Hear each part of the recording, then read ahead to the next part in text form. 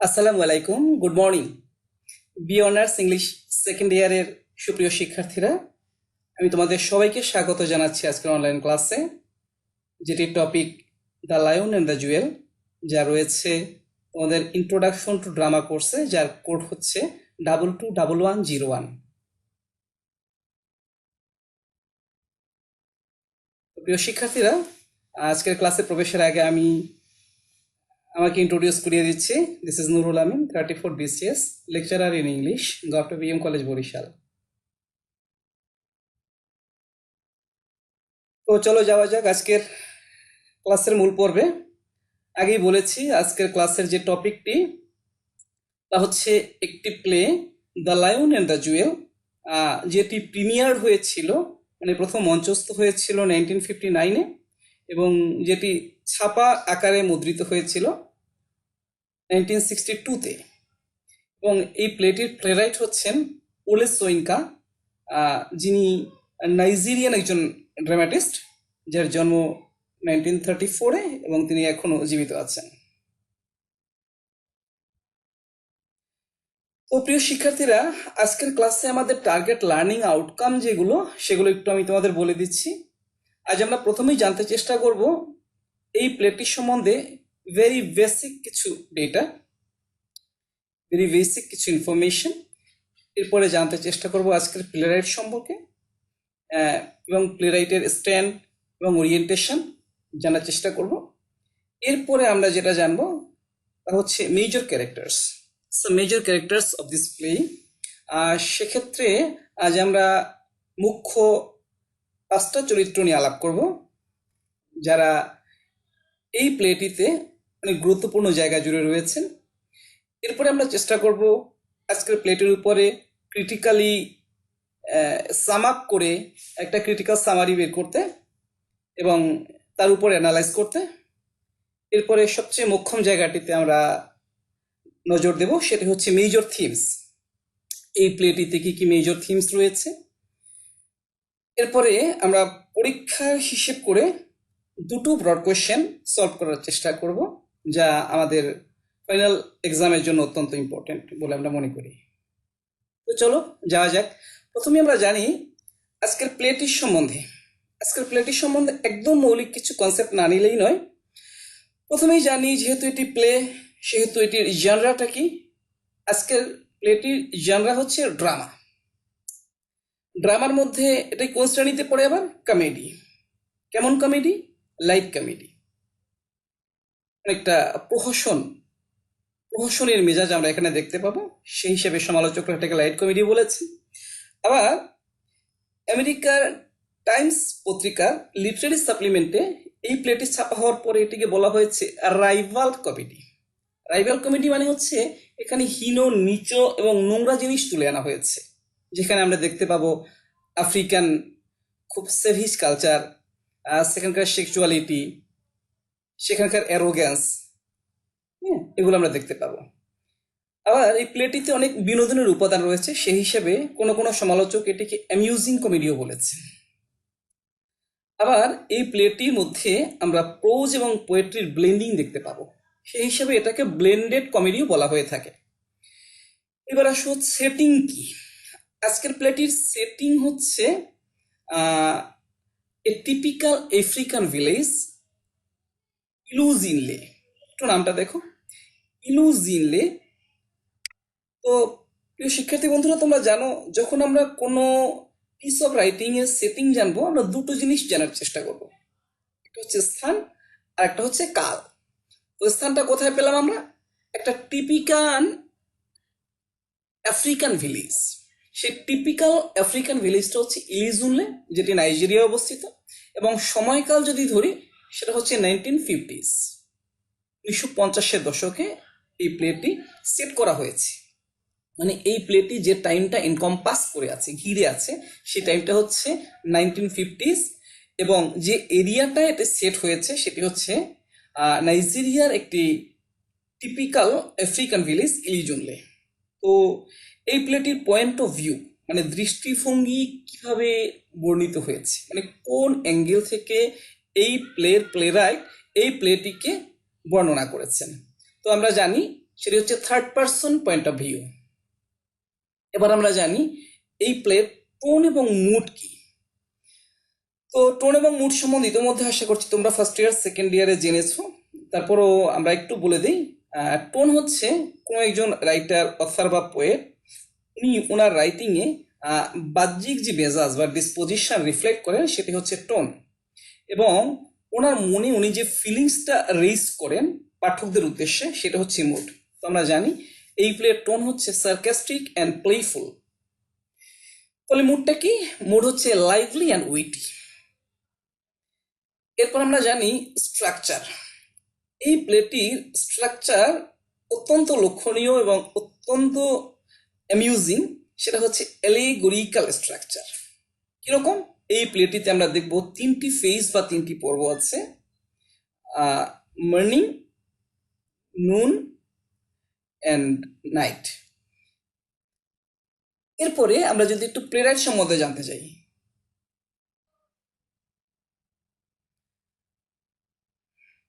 তো আমরা জেনে নেই আজকের প্লেরাইট যিনি, ওলে সোইনকা। ওনার পুরো নামটা হচ্ছে আকিনওয়ান্দে ওলু ওলে বাবাতুন্দে সোইনকা। একটি লম্বা আফ্রিকান নাম, আশা করছি তোমাদের হাসির উদ্রেক করছে। এরপরে আমরা জানি আজকের যে প্লেরাইট, ওনার ফ্যাকাল্টি কতখানি। হ্যাঁ, উনি প্লেরাইট, এরপরে উনি একজন এসেইস্ট, পোয়েট এবং নোভেলিস্ট। এরপরে আসো ওনার বুদ্ধিবৃত্তিক অবস্থানটা কেমন। He is a critic of European colonialism. He is actually a hard critic of European colonialism and Nigerian political critic. সমসাময়িক নাইজেরিয়ান রাজনীতির একজন কড়া সমালোচক তিনি। এরপরে আমরা জানবো আমাদের যে প্লেরাইট ওলে সোইনকা, উনি নোবেল পুরস্কারে ভূষিত হয়েছিলেন 1986 সালে। He was awarded Nobel prize in literature in 1986। এরপর যে জিনিসটা জানবো, প্রত্যেক পোয়েট ওর অথরের একটা এরিয়া অফ ইন্টারেস্ট থাকে। আমাদের ওলে সোইনকার এরিয়া অফ ইন্টারেস্ট হচ্ছে কম্পারেটিভ লিটারেচার, তুলনামূলক সাহিত্য।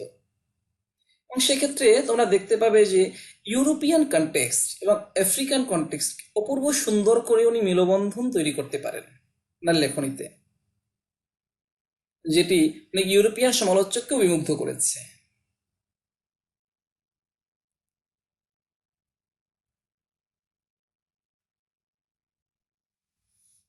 তো প্রিয় শিক্ষার্থীরা, আমরা এবার চলে যাব সেই সুদূর আফ্রিকার সেটিং এর একটি প্লেতে। আফ্রিকা সম্বন্ধে আমাদের মাইন্ডসেট কেমন, আমরা আফ্রিকাকে কিভাবে চিনি, কিভাবে দেখি। যেমনটি আমরা রবীন্দ্রনাথের জবানিতে জানতে পারি।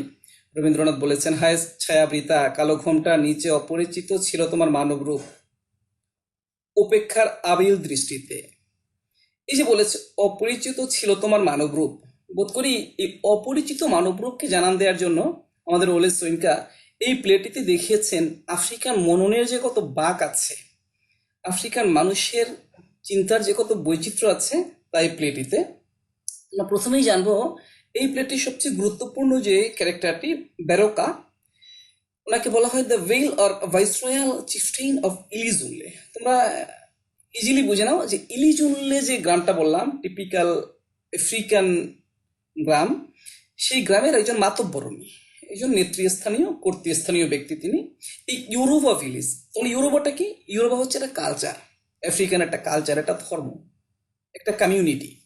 এই ইউরোবা কমিউনিটির একটা গ্রাম যেটা ইলিজুল্লে, সেই গ্রামের একজন মাতব্বর গুরুত্বপূর্ণ ব্যক্তি হচ্ছেন Baroka in the realm of Ibadan clans kingdom. এবং এই অঞ্চলটা যে গোত্র রাজার অধীনে, তিনি হচ্ছেন কোন গোত্রের রাজা? ইবাদান ক্ল্যান, ইবাদান গোত্রের রাজা। উনি অত্যন্ত কৌশলবাজ একজন মানুষ, এবং এই জন্য ওনাকে লায়ন বলা হয়েছে। লায়ন মানে সিংহ, সিংহের অনেক কৌশল থাকে না? আমাদের বারোকার অনেক কৌশলে খেলা আমরা দেখতে পাবো। এবং আরেকটু জেনে রাখি যে ওনার বয়স এখন 62 বছর এবং ওনার 63টা বেবি আছে, এবং উনি অসংখ্য বিয়ে করেছেন। এবং আমরা প্লের শুরুতেই, হ্যাঁ, 3টি পর্বের প্রথম পর্বের শেষে, মর্নিং পর্বের শেষে দেখতে পাবো উনি আফসোস করছেন যে বিগত 5 বছর ধরে ওনার কোনো বিয়ে হচ্ছে না কেন। এরপর আমরা জানবো লাকুনলেকে। লাকুনলে হচ্ছেন the progressive and absurdly arrogant westernist teacher. হ্যাঁ, তাকে যদিও বলা হয়েছে অর্ধশিক্ষিত, যদিও তিনি নিজেকে শিক্ষিত দাবি করেন, কিন্তু তাকে লোকে অর্ধশিক্ষিত বলে ধারণা করে। ইজ ইন ইজ টোয়েন্টিস, তার বয়স হচ্ছে 20-এর ঘরে, তার মানে তার 23 বছর চলছে। হি অ্যাপিয়ার্স টু অনলি বি সিমিলিটারেট, যদিও তিনি শিক্ষিত দাবি করেন, তার আচার আচরণ, তার অ্যাপ্রোচে তাকে সেমিলিটারেট বলে মনে হয়। এরপরে জানবো আমাদের এই প্লের জুয়েল যিনি, হ্যাঁ, দ্য জুয়েল, সিধি। সিধিকে, সিধি হচ্ছে এই প্লের একদম আকর্ষণের কেন্দ্রবিন্দু, প্রাণভোমরা, a beautiful yet somewhat egotistical village girl who is wooed by both Baroka and Lakunle. আমাদের বারোকা এবং লাকুনলে, আশা করছি বুঝতে পেরেছো, দুটো চরিত্রের মধ্যে কিন্তু একটা কন্ট্রাস্ট আছে। বারোকা হচ্ছে একদম টিপিক্যাল আফ্রিকান মাতব্বর, তার অনেক বয়স, অনেক বাচ্চা, অনেক বিয়ে, তবুও তিনি আর বিয়ে করতে চান। আর লাকুনলে কিছুটা ওয়েস্টার্ন মনন ধারণ করেন, ওয়েস্টার্ন ভাবধারায় দীক্ষিত, এবং উনি টু সাম এক্সটেন্ট আফ্রিকান অন্ধকার কালচার থেকে বেরিয়ে আসতে চান। তো দুজনেই কিন্তু এই সিধির পানি প্রার্থী। সিধি সম্বন্ধে একটু জানি, she is also the village valley, she is the titular jewel. হ্যাঁ, গ্রামের আফ্রিকান কনটেক্সটে গ্রামের সবচেয়ে আকর্ষণীয়, হ্যাঁ, যেমন আমরা বলি মিস ইউনিভার্স, মিস ওয়ার্ল্ড, এরকম গ্রামের সবচেয়ে আকর্ষণীয় সুন্দরী মেয়েটি হচ্ছেন আমাদের Sidi. She is the titular jewel, এবং এজন্যই তাকে রত্ন, মাণিক্য বলা হয়েছে, দ্য জুয়েল। এরপর আমরা জেনে নেই আরেকটা নারী চরিত্র, সাদিকু। সাদিকুকে the chief's sly senior wife, chieftess to his harem. আসো, আমাদের এই প্লের যে মুখ্য ব্যক্তিত্ব, এই যে বারোকা, এই বারোকা সাহেবের প্রথম স্ত্রীর নাম হচ্ছে সাদিকু। এখানে একটু ব্যাকগ্রাউন্ড আছে, এই সাদিকু কিন্তু বারোকার বাবার সর্বশেষ ওয়াইফ। সেই হিসাবে এই ইলিজুল্লে বা এই ইউরোবা কালচারের অংশ হিসেবে আমাদের সাদিকু বাবার সর্বশেষ ওয়াইফকে নিজের করে পেয়ে গেছে। এই সাদিকু যেমন তার বাবার সর্বশেষ ওয়াইফ, তেমনি নিজের ওয়াইফ। তো আইলা তো হচ্ছে কি, আইলা তো হচ্ছে Baroka's favourite who loses her place in his affections due to her jealousy. আইলাতে হচ্ছেন একজন ঈর্ষা পরায়ণ একজন নারী, এবং যিনি বারোকার সর্বশেষ স্ত্রী, যিনি অন্য কারো ডোমিনেন্স, অন্য কারো কর্তৃত্ব সহ্য করতে পারেন না। তার মানে সিনিয়র মোস্ট ওয়াইফ হচ্ছেন কে, সাদিকু, জুনিয়র মোস্ট আইলাতু, আর বারোকা হচ্ছেন আমাদের 62 বছরের সেই বৃদ্ধ অথচ যুবক, যার 63টি চিলড্রেন আছে, এবং এখানে ভিন্ন স্ট্রিমের একজন প্রতিনিধি হচ্ছেন লাকুনলে, যিনি কিছুটা পশ্চিমা শিক্ষায় শিক্ষিত অথবা পশ্চিমা মননে উনি দীক্ষিত।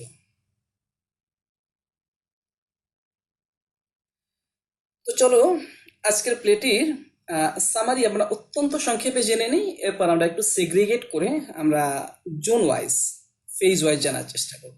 প্রিয় শিক্ষার্থী বন্ধুরা, এই বিশাল প্লেটির বিস্তর কাহিনীকে তোমরা অতি সংক্ষেপে জেনে নাও, মানে কার্ভগুলো জেনে নাও, কিভাবে ক্লাইম্যাক্স এন্টি ক্লাইম্যাক্স হয়, কিভাবে কাহিনী বর্ধিত হয়।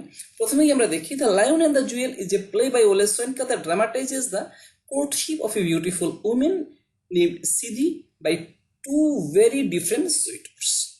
দুজন পানি প্রার্থী কিভাবে পানি প্রার্থনা করে কিভাবে বিয়ে করতে চায়, এই সেই বিয়ের ঘটনাটাকে কেন্দ্র করে আমাদের ওলে সোয়েনকার লায়ন অ্যান্ড দ্য জুয়েল প্লেটি মঞ্চস্থ হয়েছে, লিখিত হয়েছে। তাহলে আমরা সেন্ট্রাল অ্যাকশন কি পাই, সিধির বিয়ে, সিধিকে অর্জন করা, তাই না? সিধিকে অর্জন করা হচ্ছে এই প্লের একদম সেন্ট্রাল অ্যাকশন, সেন্ট্রাল আসপেক্ট, যেটা কে তাকে লাভ করতে পারবে, হ্যাঁ, এই জুয়েলের লায়ন কে হতে পারবে। তো এরপর আমরা জানবো সিধি হ্যাজ টু সুইটার্স, যেটা ইতিমধ্যে বলেছি, Lakunle hapless school teacher who professes to want a modern marriage, and Baroka the elderly polygamist, a village leader. এখানে আমরা দুটো ভিন্ন স্রোতের একটা দ্বন্দ্ব দেখতে পাই, একটা হচ্ছে আধুনিক স্রোতের, আর একটা হচ্ছে ট্রেডিশনাল আফ্রিকান স্রোতের। তো ট্রেডিশনাল আফ্রিকান স্রোতের প্রতিনিধি এখানে কে, বারোকা, আর আধুনিক বা ইউরোপীয় ধাঁচের বা পশ্চিমা ধাঁচের যে স্রোতটি, সেটির প্রতিনিধিকে লাকুনলে। তো দুজন সুইটার আছেন। এখন একটু ব্যাকগ্রাউন্ডে বলে দেই যে আফ্রিকান কালচারে কিন্তু নারীদের যখন বিয়ে হয়, মানে এই যে ইউরোবা কালচার বলো, ইলিজুনলে কালচার বলো, বা ট্রেডিশনাল আফ্রিকান কালচারে নারীদের বিয়ে হলে দুরকম শ্রেণীর নারীরা তারা ইয়ে পান না, আমরা যেটাকে বলি দেনমোহর। ওনারা বিয়ের সময় যে ব্রাইড প্রাইস যেটা ওইটা পান না। তো কারা কারা পান না? যাদের আগে বিয়ে হয়েছে তারা, এবং যারা ভার্জিন নেই তারা।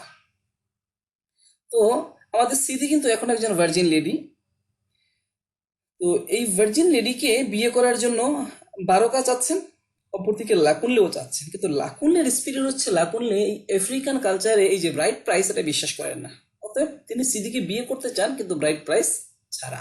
তার মানে উনি আফ্রিকান ট্রেডিশনাল কালচারের সঙ্গে আপোষ করতে চান না। অপরদিকে বারকা তার এত ওয়াইফ থাকার পরেও উনি সিদিকে বিয়ে করতে চান, তার মানে উনি আফ্রিকান যে পলিগেমির কালচার সেটাকে প্রমোট করতে চান। আশা করি বুঝতে পেরেছো দ্বন্দ্বটা কোথায়।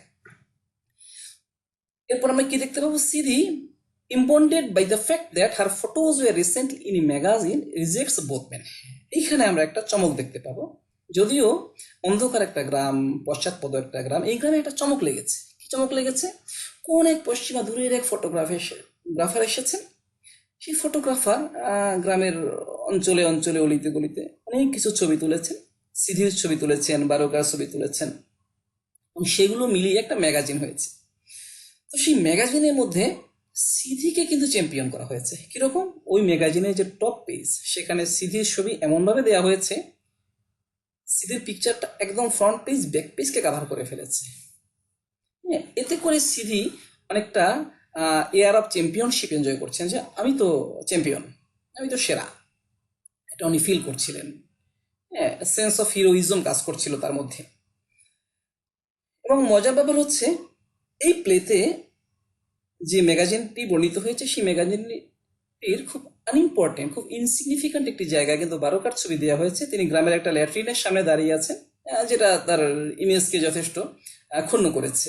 তো বুঝতেই পারছো, সিদি এখন খুব টপে আছেন, উনি নিজেকে খুব চ্যাম্পিয়ন ফিল করছেন। Upon learning that Baroka is important, Sidi plots to humiliate him. However, her plan backfires as Baroka lied about his importance to lure Siddhi to him. এখানে একটু ডিপ্লোমেসি আছে, একটু শুনে নাও প্রিয় শিক্ষার্থী বন্ধুরা। বারকা তো তার আদর্শে, তার ট্রেন্ডে অটল। লাকুনলে তার মতো বিলিভ করছেন যে এভাবে সিদ্ধিকে অর্জন করতে হবে। এই হোক, বারকা যেমন ভাবলেন তেমন করলেন। তিনি সিদ্ধিকে বিয়ের প্রপোজাল দিলেন। আর জানতেই পারছো যে সিদ্ধি তো আগেই নিজেকে চ্যাম্পিয়ন ভেবে বসে আছে, সে বারকার প্রস্তাব গ্রহণ করবে না।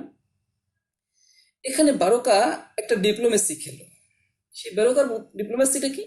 সে তার সিনিয়র মোস্ট ওয়াইফ যে, তাকে সাদিকুকে বলল যে সাদিকু, গত এক সপ্তাহ ধরে আমি ইম্পর্টেন্ট হয়ে গেছি, আমি নপুংসক হয়ে গেছি, আমি আমার পৌরুষ হারিয়ে ফেলেছি। এটা মূলত তার একটা সূক্ষ্ম একটা ট্রিক্স। আমরা আগেই জানি সিধি হিরোইজমের স্রোতে ভাসছে। সে মনে করছে সে অনেক গুড লুকিং, সে চ্যাম্পিয়ন, তার চেয়ে সুন্দরী লেডি আর কেউ নাই এই গ্রামে। অতএব এই তথ্যটা পেয়ে আমাদের সিধি, সে কিন্তু অত্যন্ত আনন্দে হালাদিত হয়ে কোথায় চলে যায়?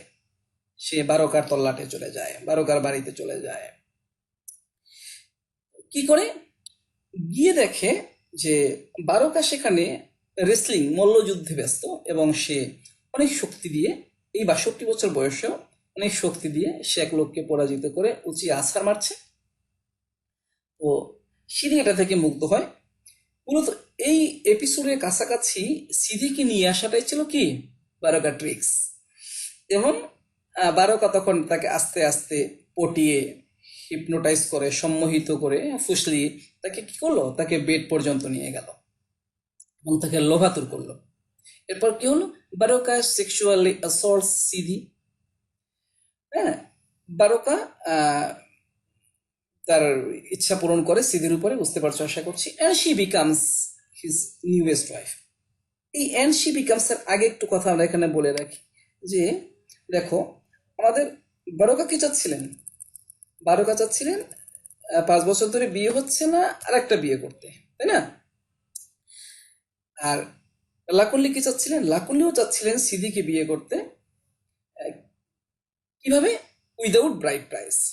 এখন দেখো, যখন নাকি বারকা সিদিকে সেক্সুয়ালি অ্যাসল্ট করে ফেললো, তার সঙ্গে যখন তার যৌন ইচ্ছা পূরণ করলো, তখন কি হলো? তখন কিন্তু দুজনা লাভ হয়ে গেল। বারকার কি লাভ হলো? বারকা সে তার মিশনের দিকে এগিয়ে গেল এক ধাপ। আর লাকুল্লির কি লাভ হলো? লাকুল্লির কিন্তু এখন একটা গ্রাউন্ড তৈরি হলো। সে এখন দাওয়ার দেয়া ছাড়া, ব্রাইড প্রাইস মানে দেনমোহর দেওয়া ছাড়াই সে কি করতে পারবে, সে সিঁড়িকে বিয়ে করতে পারবে।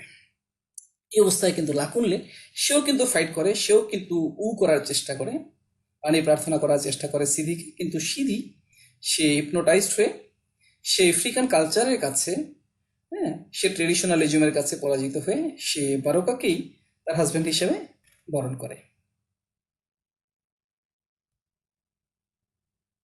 তো প্রিয় শিক্ষার্থী বন্ধুরা, আমি তো এতক্ষণ ওভারঅল সামারিটা বললাম, এবার আমি 3টা পর্ব অনুযায়ী 3টা ফেজে ফেলে আজকের ক্রিটিক্যাল সামারি এবং অ্যানালাইসিসটা একটু বর্ণনা করি। দেখো, প্রথম পর্বটা হচ্ছে মর্নিং। সেখানে কি হয়, আমি খুব দ্রুত আমি ইভেন্টগুলো টেনে নিয়ে যাচ্ছি। লাকুনলি ওয়ান্টস টু ম্যারি সিধি, বুঝতেই পারছো। শুরুতেই লাকুনলে কিন্তু সে গ্রামের একটা স্কুলে টিচিং দিচ্ছে, সে সেখানে সিধিকে দেখতে পায়, মাথায় কলসিতে জল নিয়ে যাচ্ছে, সে তখন তাকে বিয়ের প্রস্তাব দেয়। তো he tries forcing western ideas on Sidi and speaks to her in unappreciated poetry. সে তখন কবিতা নিবেদন করে সিধির কাছে। The villagers are given a magazine with pictures taken by a photographer. এরপরে গ্রামবাসীর সামনে একটা ম্যাগাজিন আসে। Sidi is on the front cover and on a 2 page spread. 2 পৃষ্ঠা বিস্তৃত একটি ছবিতে সেখানে সিধিকে আমরা দেখতে পাই। এরপরে কি হয়, Baroka is also in the magazine in a corner.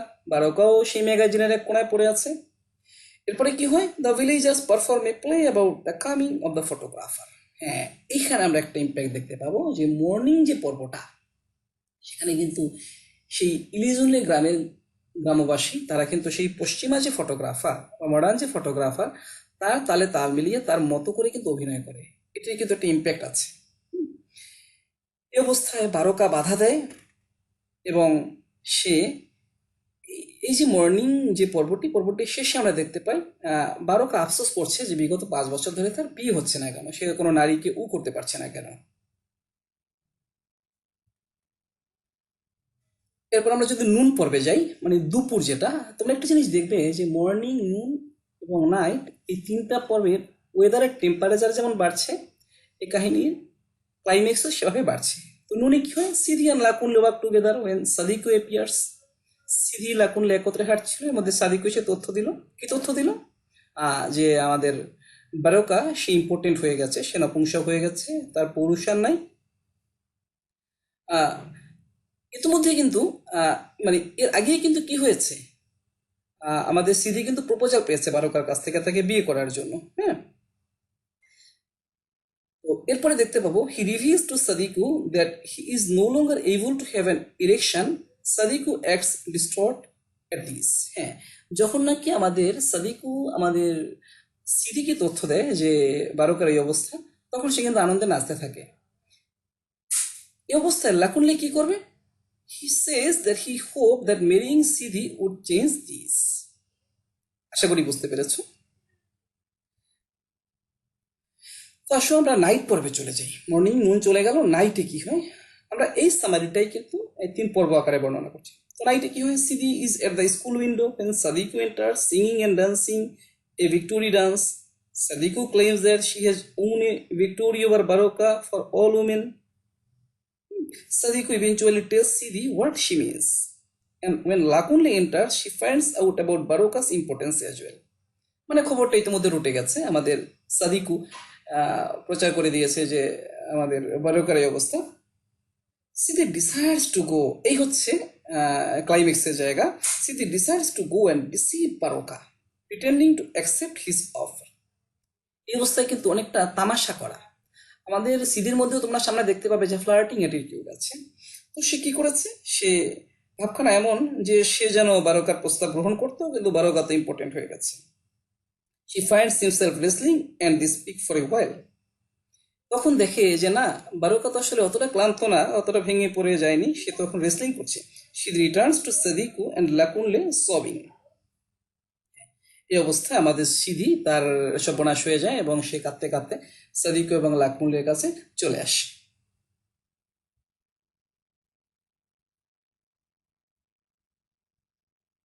তো আমরা আশা করছি আমরা অত্যন্ত ক্রিটিক্যালি এই প্লেটির সামারি এবং অ্যানালাইসিস যতটা কাভার করা যায় করেছি। এবার চলো আমরা আজকের প্লের থিমগুলো একটু জেনে নিই। এই থিমগুলো কিন্তু তোমাদের খুব কাজে লাগবে, তোমরা যে কোনো ব্রড কোয়েশ্চেন লেখো না কেন বা যে কোনো এক্সপ্লেনেশন লেখো না কিনা, এই থিমগুলো মাথায় রাখবে। যে কোনো থিমকে তুমি সেন্ট্রাল থিম ধরে নিতে পারো। তো যে থিমগুলো আমি নোট করেছি তোমাদের জন্য একটু টুকে নাও, তোমরা এগুলো লিখে নিতে পারো। প্রথম হচ্ছে ট্রেডিশন অ্যান্ড মডার্নাইজেশন। পুরো প্লেতে আমরা একটা ক্ল্যাশ দেখতে পাবো, ট্রেডিশন ঐতিহ্যের সঙ্গে আধুনিকতার। এরপরে দেখতে পাবো আফ্রিকান সোসাইটিতে নারী যে অবদমন, হ্যাঁ, নারী যে অধীনস্থ পুরুষের, এটা আমরা দেখতে পাবো স্ট্রংলি। এরপরে দেখতে পাবো যদিও আফ্রিকান সোসাইটি, সেখানে কিন্তু পারফরমেন্সকে মোহিত করা হয়, পারফরমেন্সকে সম্মান দেওয়া হয়, সেটা রেসলিং হোক, সেটা নাচ হোক, গান হোক, হ্যাঁ, সৌন্দর্য হোক, এটাকে মহিমান্বিত করা হয়। এরপরে দেখতে পাবো এই প্লেতে একটু করে কলোনিয়ালিজমের ইম্প্যাক্ট। এই যে ফটোগ্রাফার, তিনি কিন্তু কলোনিয়ালিজমের প্রতিনিধি হয়ে এখানে আবির্ভূত হয়েছেন। আমাদের লাকুনলে, তিনি কিন্তু অনেকটা কলোনিয়াল প্রতিনিধিত্ব করছেন এখানে। এবং পুরো প্লে জুড়ে আমরা দুটো কালচারের মধ্যে মূলত দ্বন্দ্বটা দেখতে পাই। তার মানে সেটা কি, একটা হচ্ছে কলোনিয়াল কালচার, একটা হচ্ছে ট্রেডিশনাল আফ্রিকান কালচার। এই প্লেতে আরো দেখতে পাবো যেটা, যে ট্রিকারি অ্যান্ড ম্যানিপুলেশন। হ্যাঁ, আফ্রিকান সোসাইটিতে মানুষের মধ্যে যে ট্রিকারি, অদ্ভুত কূটকৌশল, কুচাল, হুম, এবং ছলাকলা, এগুলো আমরা দেখতে পাবো এখানে স্ট্রংলি। আর আরেকটা গুরুত্বপূর্ণ থিম হচ্ছে এডুকেশন অ্যান্ড বিলিভ। এখানে এক শ্রেণীর মানুষ যৎসামান্য শিক্ষিত হচ্ছে, তারা কিন্তু শিক্ষার সঙ্গে এক্সিস্টিং প্রিভেইলিং আফ্রিকান বিলিভকে মেলাতে পারে না। এই দুটোর মধ্যে একটা ক্ল্যাশ আমরা দেখতে পাবো এই প্লে জুড়ে। এই থিমগুলোকে জট ডাউন করেই কিন্তু তোমরা ব্রড কোয়েশ্চেনগুলো লিখবে। এমন হতে পারে একটা ব্রড কোয়েশ্চেন তোমার কমন পড়লো না, তুমি কিন্তু এই 6টা থিম দিয়ে 6টা প্যারা সাজিয়ে যদি প্রশ্নের উত্তর সাজিয়ে দিতে পারো, ওভারঅল একটা স্ট্রাকচার দাঁড়িয়ে যাবে কিন্তু। কেমন? চলো আমরা এবার একটু আরো প্র্যাকটিক্যাল, আরো কমার্শিয়াল হই। আমি যতটুকু স্টাডি করে দেখলাম, তোমাদের আসন্ন ফাইনাল এক্সামে এই দুটো ব্রড কোয়েশ্চেন ইম্পর্টেন্ট। তো ব্রড কোয়েশ্চেন দুটো তোমরা একটু টুকে নাও, এভাবে দেখো নোট করে পারা যায় কিনা। একটা ব্রড কোয়েশ্চেন হচ্ছে পোর্ট্রিয়াল অফ আফ্রিকান সোসাইটি, একটা ব্রড কোয়েশ্চেন হচ্ছে সিগনিফিকেন্স অফ দ্য টাইটেল। তার মানে the lion and the Jewel টাইটেলটা কতটা অ্যাপ্রোপ্রিয়েট, কতটা সিগনিফিকেন্স। এই দুটো ব্রড কোয়েশ্চেন আমরা যদি স্টাডি করি, আমরা মনে হয় অনেকটা ওয়েল প্রিপেয়ার থাকবো এক্সামের জন্য। তো আসো, যদি আফ্রিকান সোসাইটির পোর্ট্রিয়াল নিয়ে প্রশ্ন আসে, তাহলে আমাদের মাথায় কি আসে, আফ্রিকান সোসাইটির সম্বন্ধে কি আসে? হ্যাঁ, সেই গানটির মতো, যে আফ্রিকা আফ্রিকা তুমি কৃতদাসী মেয়েটির চুপি চুপি হাসিয়ার না বলা রূপকথা, না বলা রূপকথা। পুরো আফ্রিকান সোসাইটিকে আমরা কতটা মিররের মতো করে দেখতে পাই এই প্লেতে। প্রথমে আমরা যেটা দেখতে পাবো যে আফ্রিকান করাপ্টেড কালচার। আশা করছি বুঝতে পারছো, আমাদের 12 কাজে খেলা খেলেছেন। এবং তৎকালীন সমাজে যে স্টাইলগুলো বিদ্যমান ছিল, যেমন বাবার সর্বশেষ স্ত্রীকে বিয়ে করা, অসংখ্য বিয়ে করা, পলিগেমির দিকে ধাবিত হওয়া, ট্রিক করে কিভাবে মেয়েদেরকে একের পর এক বিয়ে করা, হ্যাঁ, নারীদেরকে কিভাবে সাবসার্ভিয়েন্ট করে রাখা যায়, এগুলো আমরা দেখতে পাবো আফ্রিকান করাপ্টেড কালচার। আশা করছি তোমরা একটু স্কেলিটন ডেটাগুলো ডায়াগনোস করলে পেয়ে যাবে যে কোথায় কোথায় আফ্রিকান করাপশনের নমুনা আছে। এরপরে যদি পোর্ট্রিয়াল অফ আফ্রিকান সোসাইটির প্রশ্নের উত্তর দিতে হয়, তোমরা কালচারাল ক্ল্যাশের কথা লিখবে। যে পুরো প্লে জুড়ে আমরা দুটো ক্ল্যাশ দেখতে পাই। একটা কালচারের রিপ্রেজেন্টেটিভ হচ্ছে কে, লাকুনলে, তিনি মডার্নাইজেশনের, হ্যাঁ, দাবিদারি করছেন, মডার্নাইজেশনের দিকে ইনভাইট করছেন আমাদেরকে। আরেকজন হচ্ছেন কে, আরেকজন হচ্ছেন বারোকা, তিনি ট্রেডিশনাল আফ্রিকান কালচারে, সেখানে উনি ছাড় দিবেন না, উনি তার উপরে অটল আছেন। তো এই দুটো ক্ল্যাশ, এই দুটো কালচারের ক্ল্যাশ আমরা দেখতে পাবো। তোমরা এভাবে লিখতে পারো যে a clash between traditional African culture, traditional Nigerian culture and western culture goes on and on throughout the play. এরপরে দেখতে পারো ইমার্জিং আফ্রিকান কনসাসনেস। এই যে লাকুন্ডের মতো লোক যারা, তাদের হাত ধরে আফ্রিকান কনসাসনেসের জাগরণ আমরা এখানে ফিল করতে পারি, যেটা খুব ইম্পর্টেন্ট। এবং এখান থেকেই কিন্তু থিসিস এন্টিথিসিস খেলা হবে। থিসিস কি, গরকাদের মাথায় যেটা আছে ফিক্সড, যে এটাই আফ্রিকান কালচার, এখান থেকে বেরোনো যাবে না, এটাই রিজিট, এটা হচ্ছে থিসিস। এবং এন্টিথিসিসের ফিগার হচ্ছেন এখানে কে, আমাদের লাকুনলে। এবং তাহলে লাকুনলে কিন্তু ইমার্জ করছেন কি হিসাবে, আফ্রিকান কনসাসনেসের ফিগার হিসেবে। আশা করছি বুঝতে পেরেছো তোমরা। আর যদি এই ক্ল্যাশটা যদি না হতো, তাহলে কিন্তু এই প্লেতে আমরা এই ক্লাইম্যাক্স দেখতে পেতাম না। হ্যাঁ, এরপরে আমরা পাবো conflict between old and new. বারোকার বয়স 62, লাকুনলের বয়স 23। তো বুঝতেই পেরেছো ওল্ড এবং নিউ এর মধ্যে যে পার্থক্যটা। হুম, এটি আমরা দেখতে পাচ্ছি এই প্লেতে। দুই বয়সের মানুষ দুই কালচারের প্রতিনিধিত্ব করছেন, অ্যাডভোকেসি করছেন। লাস্ট কথা হচ্ছে ইউথ অ্যান্ড সেলফ রিয়েলাইজেশন। তুলনামূলক তরুণ যারা, তারা কিন্তু পাল্টাতে চান, আত্মোপলব্ধি করতে চান। তোমরা রবীন্দ্রনাথের সবুজের অভিযান কবিতা সেই লাইন মরে আছে, ওরে সবুজ ওরে অবুজ ওরে আমার কাঁচা আত্মরাদের ঘা মেরে তুই বাঁচা, অন্ধ আলোর মদে মাতাল ভরে আজকে যে যা বলুক তোরে সকল তর্ক হেলায় তুচ্ছ করে পুচ্ছটি তোর উচ্চে তোলে নাচা। এখানে কিন্তু সেই ইউথ ব্যক্তিত্ব হয়ে ইউথের রিপ্রেজেন্টেটিভ হয়েছেন কিন্তু একজন ফটোগ্রাফার, একজন লাকুনলি। হ্যাঁ, তারা কিন্তু সেলফ রিয়েলাইজেশন জাগিয়ে দিয়েছে। এবং দেখো এই ফটোগ্রাফিতে কল্যাণে আমাদের আমাদের সিধি কিন্তু চ্যাম্পিয়ন হয়ে গেছে। আমাদের এই লাকুনলে কিন্তু ওয়েস্টার্ন শিক্ষার বদৌলতে সে কিন্তু কনফিডেন্স জোগাড় করেছে যে বারোকার মতো লোকের লাগাম কিভাবে টেনে ধরে সিধিকে করা যায়। আমরা কি দেখতে পাই এখানে? তারুণ্যের শক্তি, যেটা আত্মোপলব্ধির কনফিডেন্স যোগায়। তো এই সবগুলো মিলে তৎকালীন আফ্রিকান সোসাইটি মোটামুটি কাভার করে। তো তোমরা যেটা করবে, শুধু টাইটেলগুলো ফেস করে, টাইটেলগুলো মুখস্থ করে এটা দিয়ে একটা টাইটেল সেন্টেন্স বানাবে। এগুলো, এই যে টাইটেলগুলো, এগুলোকে পুঁজি করে একটা সেন্টেন্স বানাও, টপিক সেন্টেন্স বানাও। এর সঙ্গে আরও কিছু মশলা জোগাড় করে, আরও কিছু লাইন জোগাড় করে তোমরা একটা প্যারা তৈরি করবে। তাহলে 6টা প্যারা যদি হয়ে যায়, একটা ব্রড কোয়েশ্চেনের জন্য মনে করছি এনাফ হয়ে যাবে। আর এর শুরুতে এই যে থিমগুলো বলেছি আগে না, এই থিমগুলোকে পুঁজি করে এবং এই প্লে এবং প্লেরাইট সম্বন্ধে যে বেসিক কনসেপ্ট দিয়েছি এটাকে পুঁজি করে খুব ভালো ইন্ট্রোডাকশন এবং কনক্লুশন দিবে। তাহলেই তোমাদের খাতাটা কিন্তু ইউনিক হবে। এবার আসো আমরা যাই সিগনিফিকেন্স অফ দ্য টাইটেল। এই প্রশ্নের উত্তরটি কিভাবে লিখবে তোমরা যদি এই প্রশ্নটি আসে যে এই টাইটেলের তাৎপর্য কি? প্রথমেই লিখবা যে Baroka perfect embodiment of the lion. সিংহের বৈশিষ্ট্য কি? সিংহের বৈশিষ্ট্য হচ্ছে শিকার করা, অনেক বুদ্ধি শুদ্ধি করে শিকার করে। ওই যে তোমরা ইঁদুর আর সিংহের গল্প জানো। তো সিংহ তার বুদ্ধির খেলা দিয়ে কি করে আস্তে আস্তে শিকারকে তার গুহার মধ্যে নিয়ে আসে। আমাদের বারোকাও কিন্তু এমনি করে শুরু থেকে অনেক ট্রিক্স খেলে সে কিন্তু এক পর্যায়ে কি করেছে, আমাদের সিধিকে তার বেডরুম পর্যন্ত নিয়ে এসেছে। অতএব সে কিন্তু একজন পারফেক্ট লায়ন।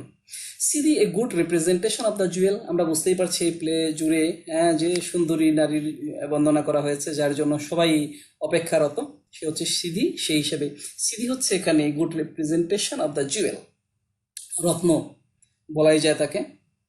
এবং তার মধ্যেও কিন্তু আমরা ফ্লার্টিং অ্যাটিটিউড দেখতে পাই। এবং সে কিন্তু air of championship, air of superiority তিনি ফিল করছেন, যে আমি যার তার কাছে পরাভূত হবার নয়, যে কেউ আমাকে বিয়ে করতে চাইতে পারে না, আমার ব্রাইড প্রাইস চাই। এরপর আমরা জানতে পারবো যেটা বারোকা অ্যান অফুল প্ল্যানার। হ্যাঁ, ওই যে বললাম যেটা সিংহের বুদ্ধি, সিংহের বুদ্ধির নকশা, এখানে বারোকাকে দেখতে পাই অনেক সুন্দর করে সে কিন্তু প্ল্যান করেছে কিভাবে পরাভূত করা যায়। সে কিন্তু সাদিকুকে সে একটা ভুল তথ্য দিয়ে কি করেছে, তাকে বিজ্ঞাপনে লাগিয়ে দিয়েছে, অনেকটা ইয়র্কার লেন্দার বলের মতো। সাদিকুকে লাগিয়ে দিল, সাদিকু গ্রামে গ্রামে বলে বেড়াবে এই জানো বারোকার তো এটা হয়ে গেছে, বারোকা তো তার পৌরুষ হারিয়ে ফেলেছে। এতে কি লাভ হবে? এই কূটনীতির মাধ্যমে, এই কূটকৌশলের মাধ্যমে কি করলো, সিধি বেডরুম পর্যন্ত চলে আসতো। এখানে অসাধারণ বুদ্ধির খেলা আমরা দেখতে পাই বারোকার মধ্যে। এরপরে দেখতে পাবো সিধি এ ফ্ল্যাচিয়াস ইন্ডিভিজুয়াল। হ্যাঁ, আমরা জানি যখন কেউ নিজেকে সুপিরিয়র বা ডিজায়ারেবল মনে করেন, হ্যাঁ, কোনো নারী চরিত্র, তখন কি করেন তিনি? ছলা কলা করেন। তিনি ছলা, এখানেও সিধিকেও দেখতে পাই। সিধি যখন জানতে পেরেছে যে বারোকা তো সর্বনাশ হয়ে গেছে, সে তো পৌরুষ হারিয়ে ফেলেছে, তখন সে ভাবলো আর একটু আফসোস জাগিয়ে নিয়ে আসি, আমাদের বারোকাকে একটু আফসোস জাগিয়ে আসি, অথবা একটু বলে আসি যে আমার তো ইচ্ছা ছিল তোমার প্রপোজাল গ্রহণ করবো, কিন্তু তোমার তো এই সর্বনাশ হয়ে গেছে। তো এটাও কিন্তু এই টাইটেলের যে দ্য জুয়েল নামটির শুদ্ধতা বা জুয়েল নামটির যথার্থতা প্রমাণ করছে। আর লাস্টলি যেটা দেখতে পাবো, এন্ডিং উইথ খানিং উইং। এই প্লের একদম শেষ পর্যায়ে এই লায়ন এবং জুয়েলের মধ্যে একটা মেলবন্ধন হয়। কানিং উইং অত্যন্ত ধূর্ত এবং কূটকৌশলী পানি প্রার্থনা এর মাধ্যমে বা বিয়ে বা পরিণয় এর মাধ্যমে এই প্লেটির কার্যক্রম শেষ হয়।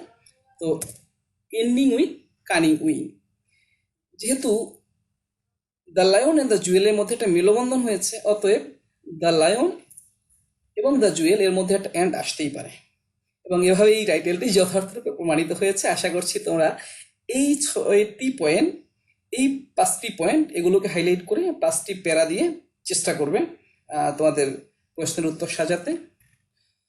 তো সুপ্রিয় শিক্ষার্থীরা, আশা করছি অনলাইন ভার্সনের এই ক্লাসে তোমরা কিছুটা হলেও তোমাদের ধারণাকে এনরিচ করার সুযোগ পেয়েছো বা পেয়ে থাকবে। এরপরও আজকের ক্লাসের উপরে বা ক্লাসের কোনো স্লাইডের উপরে, কোনো টপিকের উপরে তোমাদের যদি কোনো প্রশ্ন থেকে থাকে যা তোমাদের কাছে আনক্লিয়ার রয়ে গেছে, তোমরা নির্দ্বিধায় কমেন্ট বক্সে কোয়েশ্চেন করে জানিয়ে দিও। নেক্সট ক্লাসে এটা সলিউশন করে দিতে চেষ্টা করব। তো করোনা মহামারীর মধ্যে আশা করছি তোমরা নিজ গৃহে অত্যন্ত সাবধানে এবং নিরাপদে আছো, ভালো আছো, সুস্থ আছো। এত লম্বা সময় আমার সঙ্গে থাকার জন্য তোমাদেরকে আর একবার ধন্যবাদ জানাচ্ছি। সবাই ভালো থেকো, সুস্থ থেকো, সুন্দর থেকো এবং নিরাপদে থেকো। All the very best.